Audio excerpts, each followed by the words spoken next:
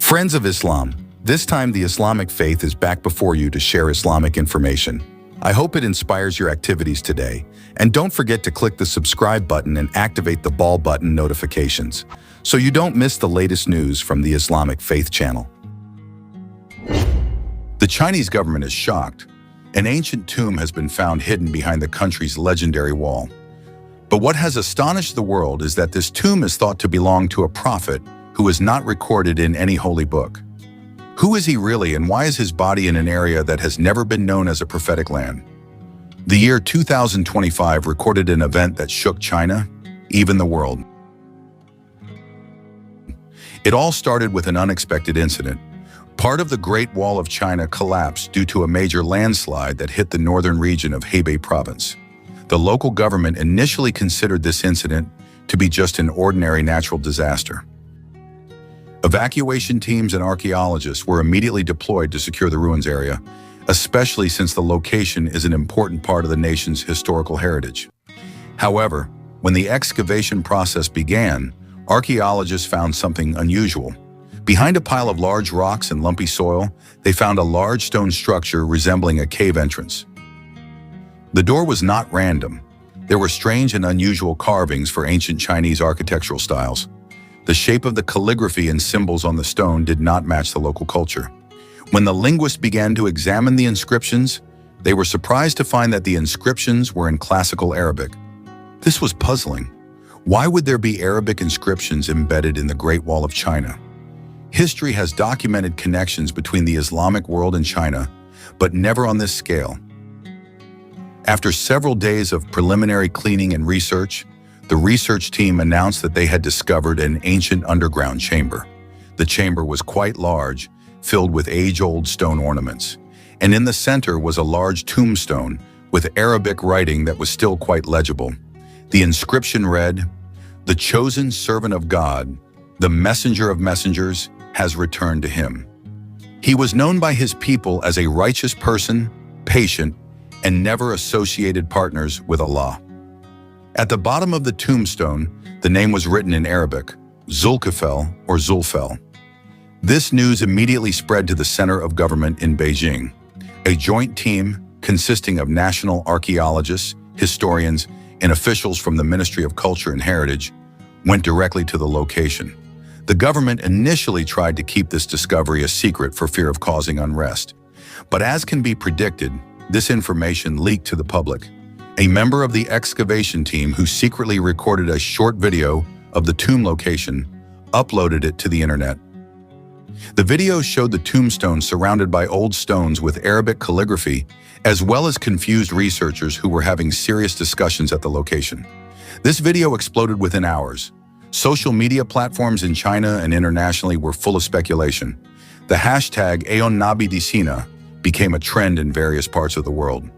Millions of people talked about it, both Muslims and non-Muslims. Historians from various countries have given their opinions. Some are skeptical, others consider this a great moment in the history of Islam in the world. The most surprising thing was the reaction of the Chinese people themselves.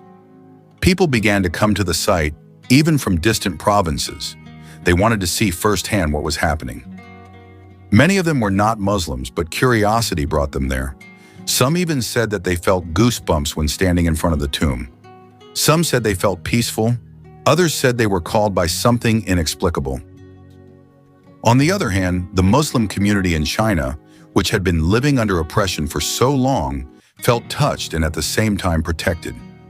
This discovery reinforced for them that the teachings they believed in had a deep historical trace, even in a land so far from the center of the Islamic world. Within weeks, thousands of Muslims from various countries began to arrive. The Chinese government finally could not hide this information any longer. They held a press conference and officially admitted that they had found a very old tomb with characteristics of Islamic culture. They have not stated with certainty that it is the tomb of a prophet, but call it the tomb of a holy figure from the Middle East who is thought to have come to China at a very early time. However, among Muslims, it did not take long to connect the name Zulkifli, written on the tombstone, with the prophet Zulkifli, one of the prophets mentioned in the Quran. Some scholars from the Middle East, Turkey, and Indonesia have also stated that this is most likely his tomb. Moreover, history records that the prophet Zulkifli was known as a very patient prophet, and according to some narrations, he died in an area far from Palestine, although it is not specifically mentioned where. The situation at the tomb site has now changed drastically. The Chinese government was forced to temporarily close the area due to the extraordinary surge in visitors. However, that did not stop Muslims from coming, even if only to stand at a distance and pray. Many cried, many prostrated in gratitude. Interestingly, after this incident, there was a sharp increase in Chinese people's interest in Islam. Islamic information centers in Beijing, Guangzhou, and Urumqi began to be filled with people who wanted to know more. They began to ask, who is the prophet Zulkifli? What did he teach? And why is his tomb in Chinese soil? Not a few also decided to declare their faith. In the first month since this news broke, more than 3,000 Chinese people were recorded as openly declaring themselves to Islam. In fact, some came from academics, businessmen, and local government officials. This phenomenon continues to spread. International media began to highlight how Islam is reviving in China, not because of massive preaching, but because of an incident that cannot be explained by ordinary logic. Islamic figures call this a sign of Allah's greatness that was deliberately shown at a time when the world was in a crisis of faith and identity. The discovery of the tomb believed to belong to the prophet Zulkifli began to have a chain effect. The Chinese government initially hoped that the situation would calm down by closing access to the location and limiting information. But what happened was the opposite. Pressure from the world community, especially from Muslim-majority countries, continued to increase. Many urged that the site be opened for international research and maintained professionally as an important historical site for humanity. In the midst of this pressure, the Chinese government finally made a surprising decision. They opened cooperation with archaeologists and historians from abroad, especially from the Middle East and Southeast Asia. Delegates from Egypt, Turkey, Saudi Arabia, Indonesia, and Pakistan were directly invited to research the tomb with the Chinese team. This step was considered an effort to calm world opinion while securing diplomatic relations. When the international team arrived at the location, research immediately began intensively.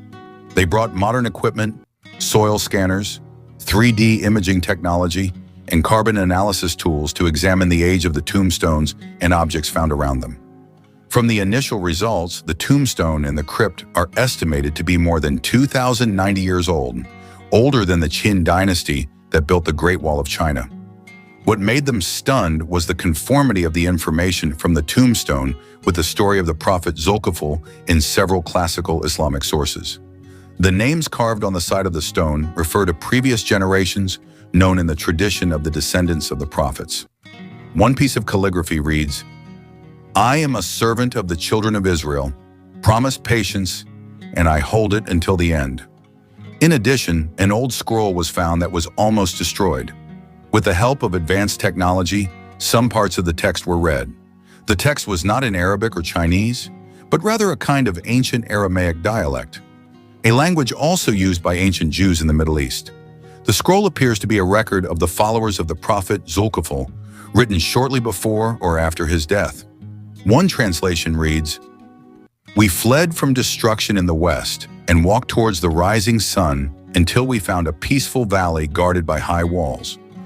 This sentence led some researchers to suspect that the prophet Zulkifli and his followers fled from a major conflict and eventually settled in the Far Eastern region now known as North China. Outside the tomb site, researchers began looking for supporting evidence in the surrounding area. It turned out that not far from the tomb site, there was a remote village inhabited by a small community that claimed to have origins from the far west. They had hereditary traditions that were unusual for Chinese culture. One of their traditions was fasting from sunrise to sunset and worshiping one formless god. They did not mention the name of Allah due to language limitations, but in their rituals, the terms used had roots close to Hebrew and Arabic. A village elder said that their ancestors were people who came from the desert, bringing teachings to live simply, patiently, and not worship idols. These teachings, surprisingly, were very similar to the values of monotheism in Islam. This discovery shocked the academic world. Universities and historical institutions are racing to publish scientific papers, reanalyze the migration maps of the prophets, and compare biblical stories with discovered artifacts.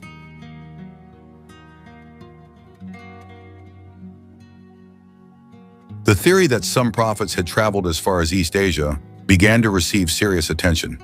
Discoveries emerged everywhere. The topic of Prophet Zulkifli went viral on digital platforms, attracting millions of viewers from all over the world. Many began to relearn the stories of the prophets in Islam, including those who had previously had no interest in religious topics. Not a few non-Muslims also admitted that they had become interested in Islam since this discovery. One Chinese public figure, an influential celebrity, openly expressed his interest in Islamic teachings after visiting the tomb. He said that when he was near the tombstone, he felt peaceful and had goosebumps. A few weeks later, he uploaded a short video showing himself reciting the 2 sentences of the Shahada. The video went viral and touched millions of people. This domino effect created a new social atmosphere in China. Discussions about Islam are no longer considered taboo in public spaces. Some schools have even begun to include lessons on the history of world religions more openly. Although there is still a lot of political pressure, voices calling for tolerance and openness are getting stronger. However, not everyone is happy with this change. Some ultra-nationalists began to spread conspiracy theories that the discovery of the tomb was engineered by foreigners. They accused Islamic countries of trying to infiltrate their influence through historical channels. However, these accusations were not supported by strong evidence, and the public became even more curious to find out the truth for themselves. The Chinese government finally formed a special team tasked with guarding the tomb site and monitoring the flow of tourists and researchers. They also built a small museum not far from the location to accommodate archaeological findings and present information in a neutral manner. But one thing they could not control was the change in people's perspectives. What was initially considered ordinary ruins turned out to be the beginning of a new chapter in human history, not just about archaeology, but about identity, beliefs, and the spiritual connection between the past and the present. And now a big question is starting to arise.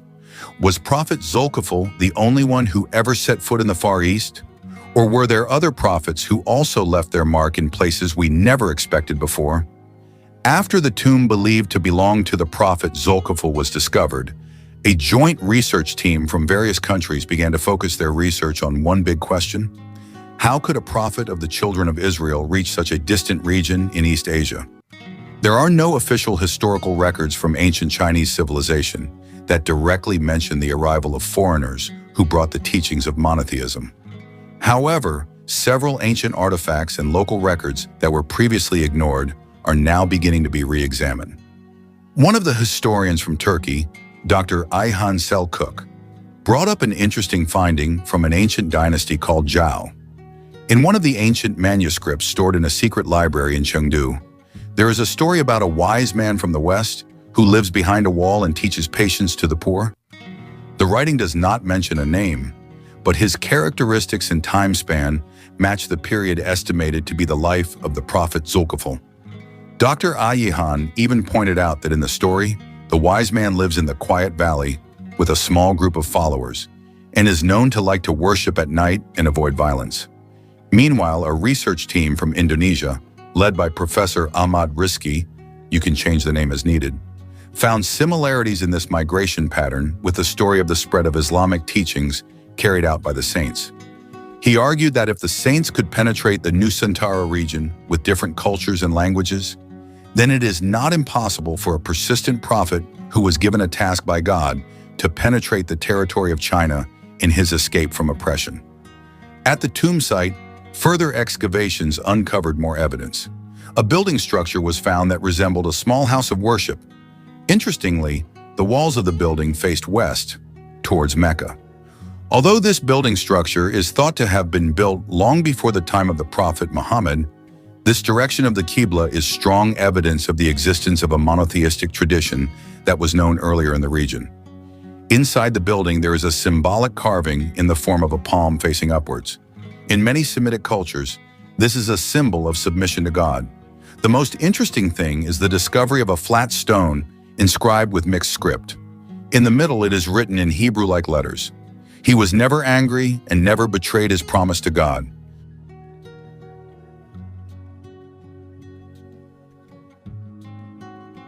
Experts believe that this inscription refers to the character of the prophet Zulkifli, who was known as a patient and faithful person, as mentioned in the Quran. Meanwhile, the atmosphere in China began to change. Local people, especially in the area around the site, began to take a serious interest in studying Islam. Some communities that had previously considered the tomb as just another historical site began to treat it with more respect. They cleaned the surrounding area, created safe paths, and even set up a small information center for tourists. The Chinese government, initially skeptical, began to realize that it could not continue to be defensive. Too much international attention was focused on the discovery. In addition, the number of tourists visiting the area increased sharply. Hotels and restaurants were suddenly full, the local economy grew rapidly, and the government began to see this as a potential religious tourism opportunity. However, there were also those who felt threatened. Some academics in China questioned the veracity of the findings and claimed that the research was too religiously biased. They urged that a more neutral approach be taken to review it. However, each time this was attempted, new evidence only strengthened the possibility that the tomb did indeed belong to a great figure from the Western region. Outside China, the Muslim world reacted enthusiastically. In mosques and Islamic schools, the story of the prophet Zulkifli was taught again with renewed zeal. Many religious teachers and ustaz, Islamic teachers, linked the discovery as a faith booster and proof that the history of the prophets is vast, perhaps not yet fully revealed. One of the most touching reactions came from Yemen. An elderly cleric named Sheikh Magdisi delivered a Friday sermon to thousands of worshippers. In his sermon, he said, "If Zulkifli really reached the ends of the Eastern world, then we, Muslims, must also believe that the preaching and light of truth knows no boundaries." This is a reminder that the prophets are global role models, not just the property of one nation or one place. Several Muslim countries have even begun formal cooperation with China to develop the site as a center for research into early Islamic civilization. Egypt's Al-Azhar University sent a special team to focus on the study of ancient manuscripts. Meanwhile, the Islamic University of Medina has opened a student exchange program with campuses in Beijing and Xi'an. Amidst all this excitement, an important question arose from some Muslims. If this is really the tomb of a prophet, how should we behave? Is it permissible to visit it like a tourist attraction? Aren't we worried that it will fall into excessive glorification? These questions sparked serious discussions among scholars. The majority agreed that, if done with the intention of learning history and strengthening faith, visiting such tombs is permissible.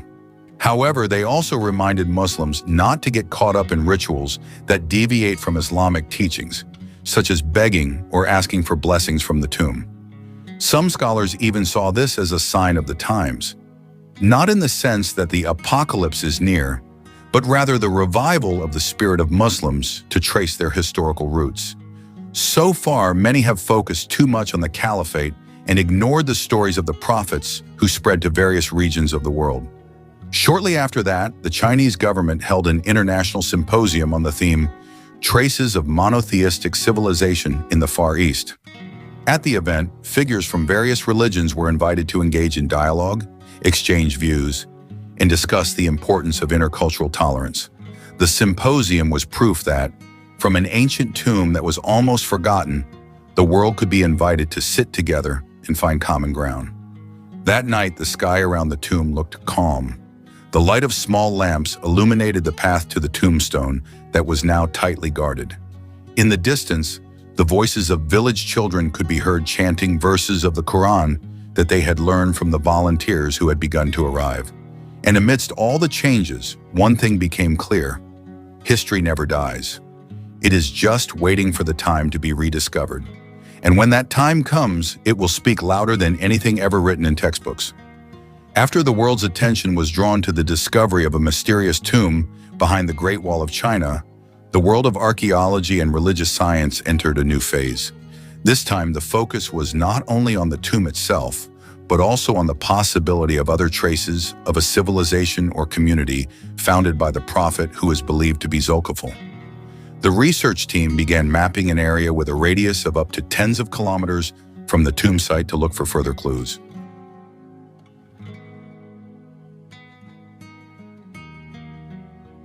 In a small village south of the tomb site, locals showed the research team a cave that had been considered a holy place for hundreds of years. No one knows for sure who first lived there, but according to the story passed down from generation to generation, it was once a place of meditation for someone from afar who taught moral teachings very different from those of their ancestors at that time. The cave is very simple, but on its walls there are amazing carvings. Not ancient Chinese art, but typical Middle Eastern patterns. Date palms, camel images, and the five-pointed star symbol often found in early Islamic artifacts. In the middle of the cave, there is a large stone that looks like a seat or a place for prayer. The seat is facing west. When researchers brought in a ground scanner and detected hidden layers beneath the cave, they found charred wood remains, sacrificial animal bones, and pottery shards containing olive residue. All of this strengthens the suspicion that the cave was indeed used by someone from the western region. The Moroccan research team, led by Dr. Yasmina Kudari, said that this is very rare. We have never found evidence that ancient Middle Eastern civilizations have ever reached this far. But all this evidence really opens up new views, he said. Meanwhile, the Chinese government began to form a special agency to regulate all research and management of the tomb site. They realized that the deeper the excavations were carried out, the more international involvement would occur. So, coordination with UNESCO and World Islamic organizations began to be carried out. Pilgrimage protocols, site protection, and visiting arrangements began to be seriously discussed. The world media also continued to report on this development. On many Middle Eastern television stations, the story of the prophet Zulkifli, which was previously not very well known, was now the main focus. Lectures by great scholars began to raise this story as an example of the struggle of a prophet who was not known to many people, but had a big role.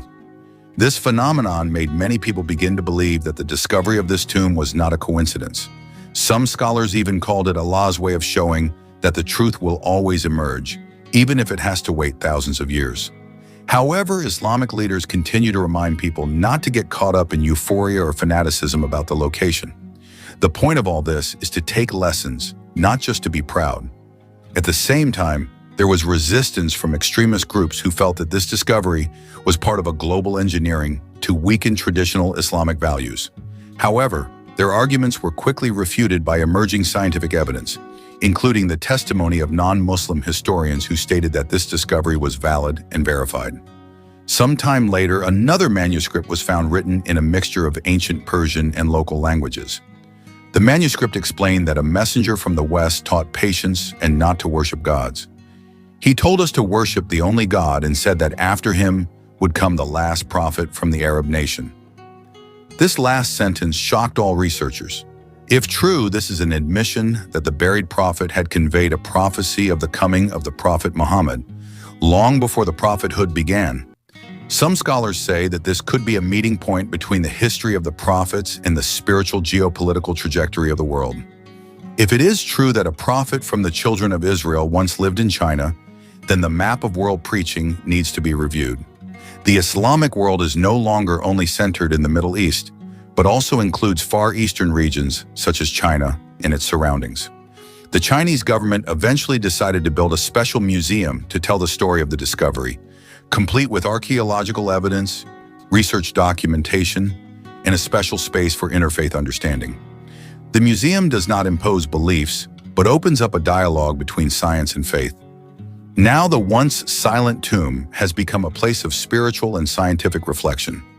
Thousands of people come, not just to see the tombstone, but to reflect on the history buried for so long. And from beneath the silent ground, the world is finally beginning to hear the voice of a prophet who had long been forgotten. A voice of patience, sincerity, and a promise to God that he never broke.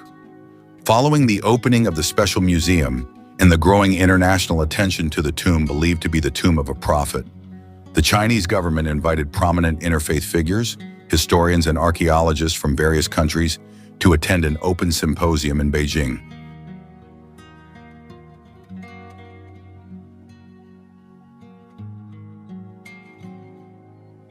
The goal is not just to showcase findings, but to bring together various perspectives in the spirit of scientific collaboration and intercultural understanding.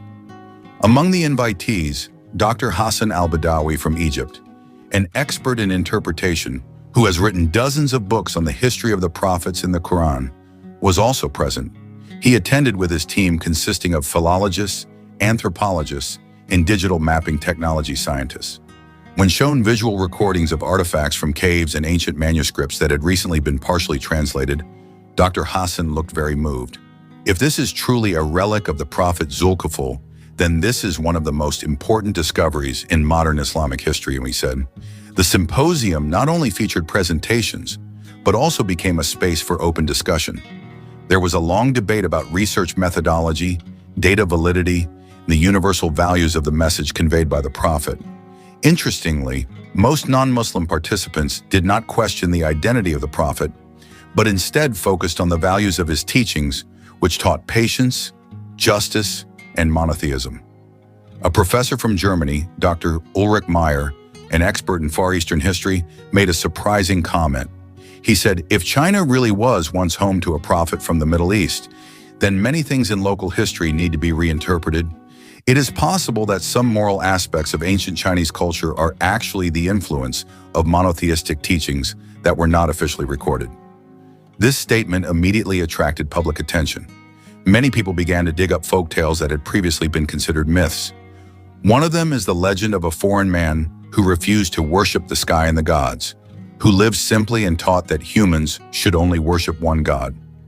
This story is often mentioned in ancient literature in several regions of China, but has always been considered fiction or ordinary folklore.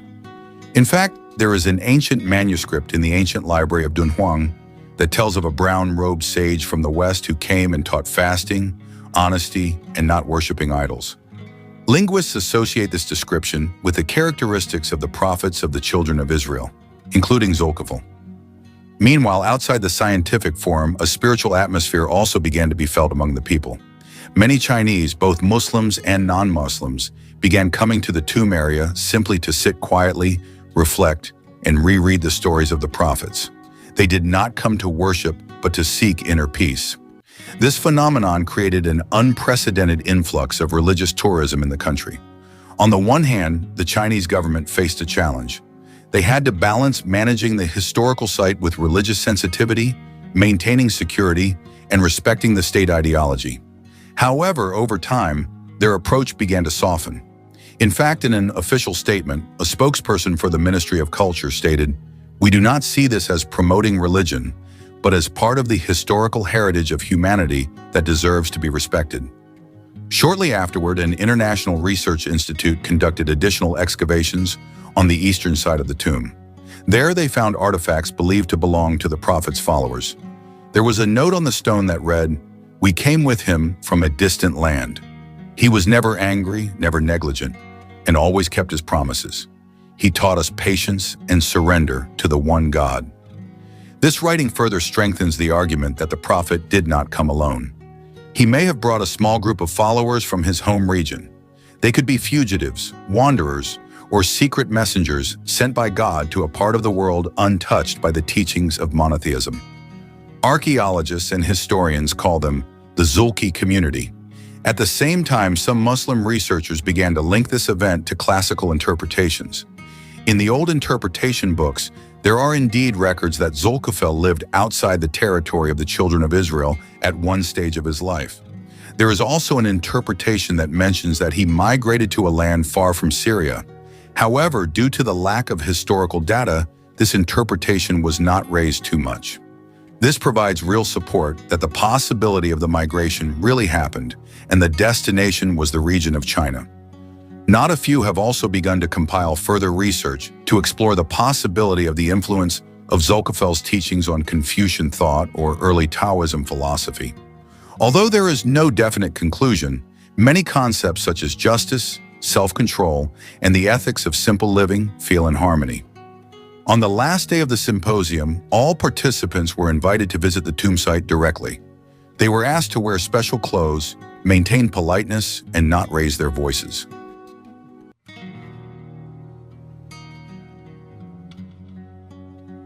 There, the atmosphere was very quiet.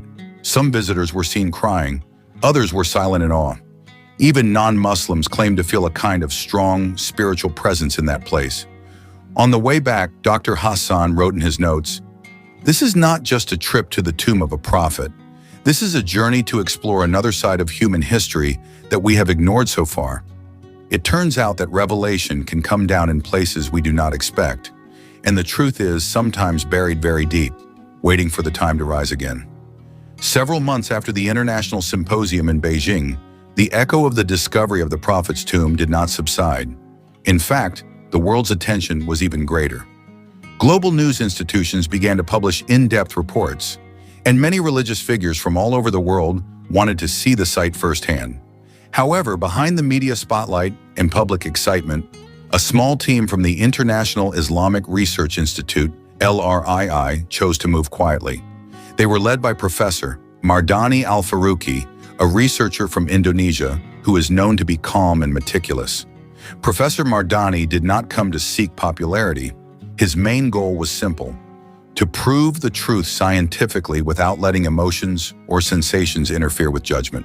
The team received special permission from the Chinese government to examine the tomb site for 2 full weeks, including parts of the cave and underground tunnels that had not been touched by previous teams.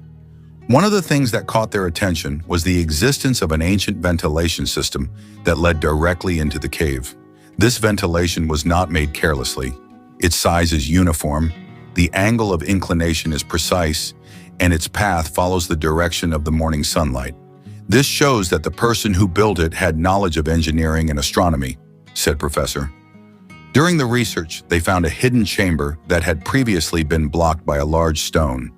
After carefully opening the entrance, they found a small room with carved walls. There was a mural showing a bearded figure with his hands pointing to the sky, surrounded by a group of people listening. Below it, it was written in the local ancient script. He came from the west and said that there is only one God. For Professor Mardani, this was like the last piece of the puzzle they had been looking for. He realized that the mission of the prophets was never tied to one region. They could have been sent to faraway places where they did not even know letters to convey the message of monotheism. However, from the discovery of the secret room, the team also realized that this tomb was not just a resting place for a prophet. It was the center of a spiritual community in his time. There was a system of residences, prayer rooms, and even places of study around the main cave.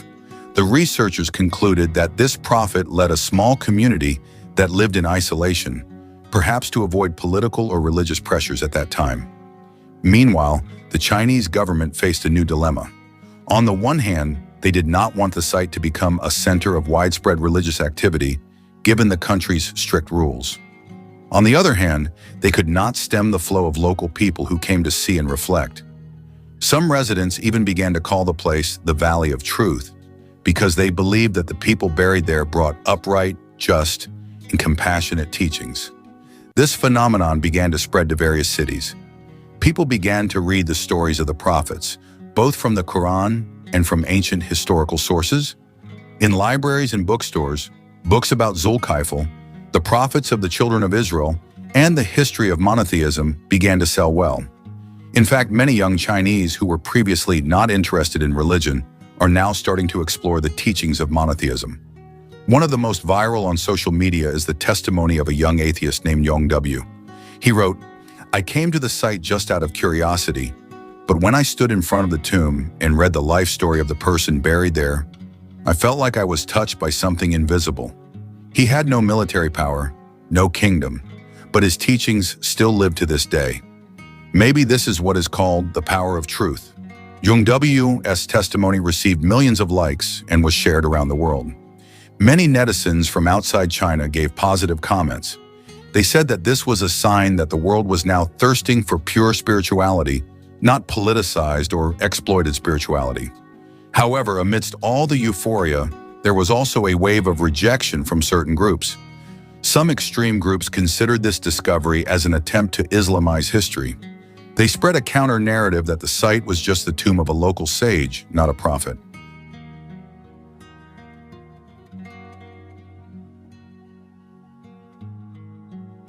They also accused researchers from the Islamic world of being infiltrators with hidden agendas. In response, Professor simply smiled. "We did not come to change anyone's beliefs. We are just doing research. If our research results are not liked, that is not a problem. But do not let fear get in the way of scientific truth," he told a television station. This calm and scientific attitude is what made Professor Mardani gain a lot of support, even from Chinese academics themselves. A number of local professors who were previously skeptical began to change their minds after seeing the physical evidence and historical records that were revealed transparently. In the closing meeting with officials from the Ministry of Culture, Professor Mardani gave a complete report on the results of his research. He closed his report with one simple sentence. "Sometimes what we consider to be old stories turns out to be historical facts buried by time, and God always has a way to remind humans whenever he wants." With this report, the Chinese government finally decided to designate the site as a historical heritage and spiritual wisdom zone. This status provides strong legal protection while also allowing for educational activities that are open but still controlled. Today, the site is not only a site for archaeological research, but also a symbol of the intersection of science, history, and the search for the meaning of life. For many, this is not just an ancient tomb, but a door to a new awareness that God can send anyone anywhere to convey his light. Since the prophet's tomb was inaugurated as a historical heritage and spiritual wisdom zone, the flow of visits from abroad has increased drastically. Every day, hundreds of visitors from various backgrounds arrive. Some come as researchers, some come because they are curious, and not a few come because they feel called. However, amid the crowd of visitors and the international spotlight, there is one thing that has begun to attract the attention of archaeologists and ancient language researchers. When Professor Mardani's team was tidying up the final report and rescanning the rock structure around the old tunnel, they accidentally discovered a small hidden passage behind one of the rock walls. The passage was covered by a flat stone slab that looked like a natural part of the cave. It took 2 days to carefully open it, because there was a concern that it would damage the structure inside. Once successfully opened, the passage led them to an underground room that was completely different from the other areas. The carvings were finer, the temperature was cooler, and the walls were inscribed with symbols and writings that had never been seen before in the study of the site. After cleaning it, they realized that this was some kind of archive or private room. In the center of the room was a small, waist-high stone box, on top of which was a thin metal container. When the container was opened, they found a leather scroll that appeared to be from a very ancient time. The writing on it was very neat, using black and red ink. Some words looked familiar in the ancient Semitic script, which was then matched by a team of experts from Egypt and Syria. The initial results were surprising. The scroll contained fragments of prayers, instructions for worship, and moral messages that were very close to Islamic values.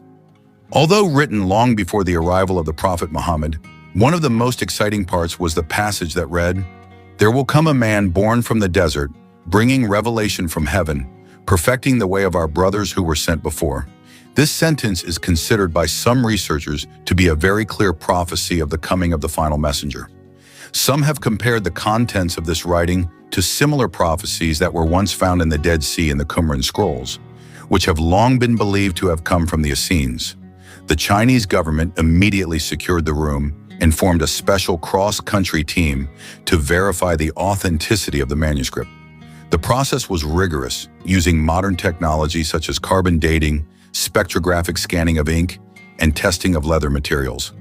Initial results from laboratory tests showed that the manuscript was indeed very old, possibly dating back 100,000 years before Christ.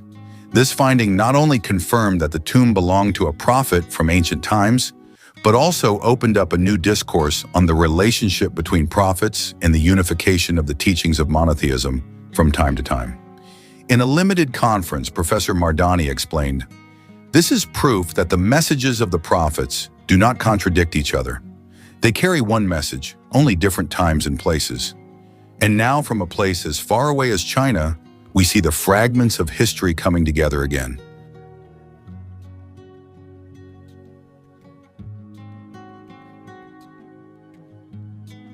However, along with the popularity of the new discovery, another wave of reaction emerged from Western academics and politicians. Some accused the narrative of the last prophet's prophecy of being too favorable to Islam. They urged that religious interpretation be limited and the study process be returned entirely to the realm of archaeology and history. In response, the Chinese government remained neutral. They did not mention the name of a specific prophet in the official announcement, but continued to convey that the artifact contained universal spiritual values that taught the oneness of God and peace among humans. This attitude was welcomed by the public, although it still raised many questions. The tomb site began to receive special visits from world figures. Among them were a great cleric from North Africa, an Orthodox Christian priest from Ethiopia, and even a liberal Jewish rabbi from the United States. They all came not to claim, but to witness firsthand and have a dialogue. One of the most historic meetings occurred when the three stood together in front of the tomb, then prayed in their own way while delivering a message of peace in front of the media. This moment went viral and was called Eastern Wall Prayer Day. The media called it a symbol that people from different backgrounds can unite when they face something bigger than just their identities, namely truth and the search for the meaning of life. Meanwhile, among the general public, spiritual stories began to emerge. Some visitors claimed to have had strange dreams after visiting the tomb. Some dreamed of meeting an old man with a beard who only said one sentence, "Your God is one, so do not divide him." Although these stories are difficult to verify scientifically, they further strengthen the spiritual aura of the site. On the other hand, discussion movements and small communities emerged in large Chinese cities. They began to re-examine the spiritual history of their ancestors, even starting conversations about the concept of divinity in modern life. Some called this a new wave of spiritual awareness in the East. At the end of the second phase of research, Professor Mardani made an important note in his report. Buried in the Silent Valley is not only the body of a prophet, but also a message that has been forgotten by the world, that humans must return to the basic values of creation, worshiping the One, acting justly, and living in peace. Although the world has begun to pay serious attention to the tomb sites of the prophet found around the Great Wall of China, one thing has not been resolved. Who exactly is the prophet buried there? This question is hanging in the minds of everyone. Archaeologists, theologians, and historians from various countries have begun to compile possibilities based on ancient texts, geographical analysis, and historical records. A team from Turkey even brought an Ottoman manuscript that mentions a prophet from the Far East who lived between two mountains near the land of the Great King. Although the description is still vague, some have linked it to the story of Zulkifli, a figure mentioned in the Quran as a great leader who once built a protective wall from destructive creatures called Ya'juj and Magog. However, this hypothesis is still too far-fetched. There is no hard evidence that the person buried at the site is Zulkifli. So researchers tried a more cautious approach. They compiled a list of prophets known in the history of the monotheistic religions, especially those related to the Eastern or non-Arab regions. In the process, one name emerged that slowly began to be mentioned: the prophet Khidr. This figure is very mysterious. In Islamic tradition, Khidr is known as a servant of Allah who was given knowledge directly from him. A person who is never directly mentioned as a prophet in the Quran, but clearly has a very high status in the sight of Allah. He once met the prophet Moses in a unique story, showing actions that cannot be understood by ordinary logic, but all have deep wisdom. Several ancient texts from the Middle East mention that Khidr had close ties with areas far to the east. In some Sufi traditions, it is even mentioned that Khidr could be present in various places at different times, as if he was not bound by space and time. This makes his identity even more mysterious. However, back to the tomb, experts gathered more clues. One of the stone panels in the previously discovered crypt has a picture of a river flowing under two mountains. On it is written in ancient script, a kind of poetry. He came from the west to the east. He did not die because of age, but because of God's command. He stayed to wait for time, but time has chosen to end him. This sentence made the discussion even more heated.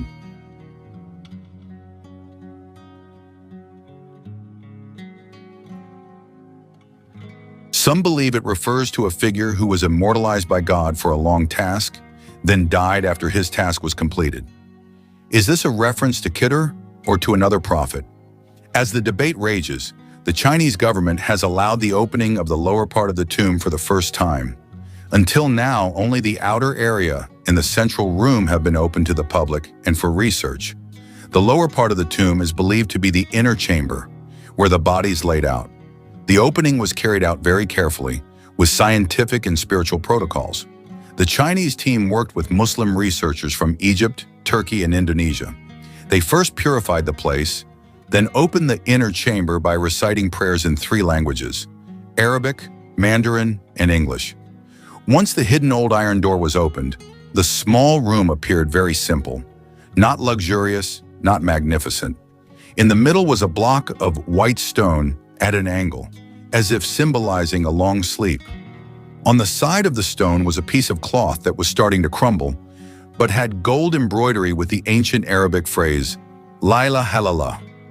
Everyone was silent. There was no sound, only gasps of awe and disbelief. An Indonesian religious figure who witnessed the opening only whispered softly, Subhanallah. This is not just a tomb. This is a place that holds the light of the times. The Chinese government then issued an official statement that this site would be used as a center for interfaith civilization. They called it the Eastern Wall Peace Center. This center will be a place for research, a place of worship for interfaith, and a spiritual museum that promotes the values of monotheism, wisdom, and peace.